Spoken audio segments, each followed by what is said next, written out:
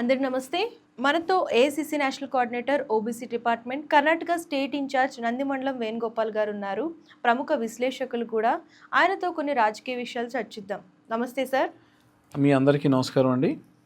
Sir, ఈ రోజు నుంచి ఆర్టీసీ సమ్మె మొదలైంది తెలంగాణలో. అయితే సామాన్య ప్రజలు చాలా ఇబ్బంది పడుతున్నారు, ట్రావెలింగ్కి ఇబ్బంది పడుతున్నారు. దీని గురించి మీరు ఏమంటారు? మొదట ఆర్టీసీ కార్మికులందరికీ మా విన్నపం, దయించి మీరు ఈ సమ్మెను విరమించుకోండి. ఎందుకంటే 65 లక్షల మంది ప్రయాణికులు ఉంటే అందులో 45 లక్షల మంది దాదాపు మహిళలే.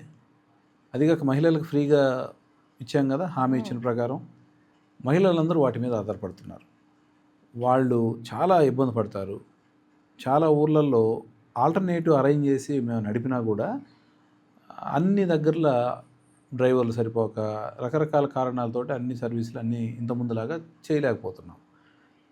మా మంత్రి గారు పొన్నం ప్రభాకర్ గారు స్పష్టమైన విధానాన్ని చెప్పారు. ఏంటంటే ఆల్రెడీ కమిటీ వేశారు.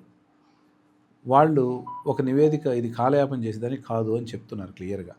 ముఖ్యమంత్రి గారితో చర్చలు జరిపి దాదాపు 90% వాళ్ళు అడిగినన్ని చేయడానికి సిద్ధంగా ఉన్నారు.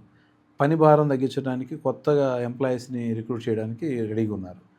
కాబట్టి ఒకసారి సమ్మెను విరమించుకోనో లేకపోతే చక్కగా కూర్చొని ఇమీడియట్గా చర్చలు జరిపి మీరు ఆర్టీసీని బతికించండి. ఇంతకుముందు 10 సంవత్సరాలు దాన్ని గందరగోళంలో నెట్టేసి దాన్ని అధోగతికి తీసుకెళ్లారు. దాన్ని ఎన్నో సమస్యలను పరిష్కరించి ఈరోజు ఒక స్థాయికి తీసుకొచ్చిన దాన్ని మళ్ళీ ఇబ్బంది పెట్టి, మీరు ఇబ్బంది పడుతూ అటు రాష్ట్రంలో ఉండే 65 లక్షల మంది ప్రయాణికులను ఇబ్బంది పెడుతూ ఆర్టీసీ మీద ఒక నమ్మకం వచ్చింది. ఆర్టీసీ ప్రయాణం సురక్షితం, ఆర్టీసీలో వెళ్ళాలి అనే ఒక మంచి మూమెంట్ వచ్చినప్పుడు ఇప్పుడు వాటన్నిటికీ ఇలాంటి బ్రేకులు ఎవరెవరో చెప్పిన మాటలు విని మీరు దయించి వినొద్దని, దీన్ని చర్చలకు వచ్చి పరిష్కరించుకోవాలని ఆశిస్తూ సెలవు తీసుకుంటున్నాం.